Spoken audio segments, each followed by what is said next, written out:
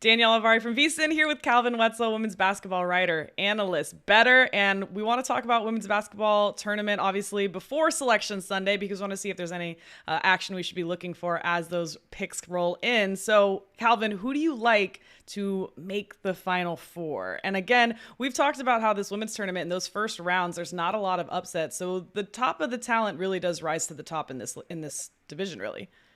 It does. It does. The parity is growing a lot, and it's a Mm-hmm. lot better, a lot different than it was 5 years ago. But it's also not the same as it is in the men's game, where Mm-hmm. you see, like Gordon Hayward's Butler type of teams. We haven't really seen that kind of run yet. So that being said, my answer is a little bit boring, because of how this tournament often plays out. South Carolina, Stanford, Indiana, UConn. That's not going to be the 4-1 seeds, but to me, that's going to be the four favorites to make the Final Four.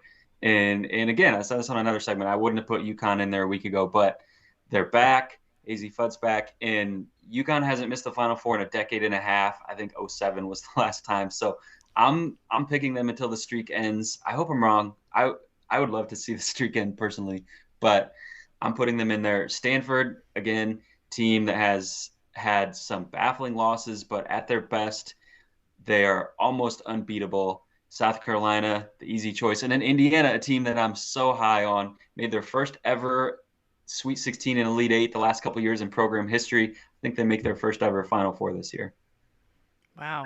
First ever. See, and we see that a lot in this women's tournament too. That's the parity you're talking about, is we're seeing these teams that haven't made it to a Final Four suddenly make it in. I think there was 8 new teams recently in the last 5 years that have made to a Final Four, and a lot of them are from the Pac-12, really. So I'm glad you put Stanford in there as well.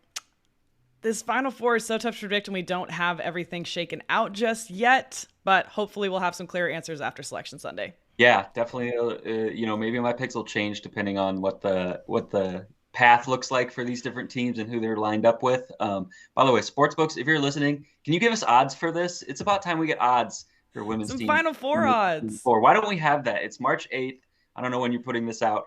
We're recording on March 8th. It's time. Selection Sunday is in like 3 days or whatever it is, 4 days. I don't know why we don't have this yet.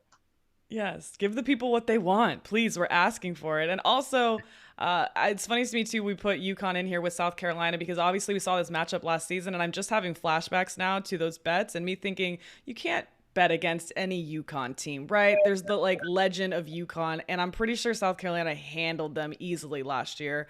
Do you think that that is going to be something that's on UConn's mind and they're going to be aware of? And I mean, I just don't know how you address, I mean, I don't know how you overcome this South Carolina team.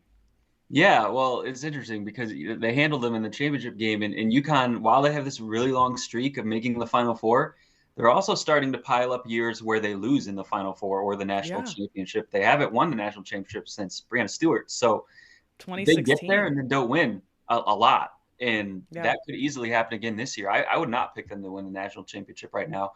I think we're gonna have another year where they get there and don't win it because even with AZ Fudd back, I'm not sure if I see them matching up with this South Carolina team, but it all depends on their other injuries too and who they have on the court. They've had so many injuries aside Mm. from AZ Fudd, and even last year, part of why South Carolina handled them is because they didn't have Dorka Juhas in the lineup, and having your whole front court is vital against South Carolina's bigs.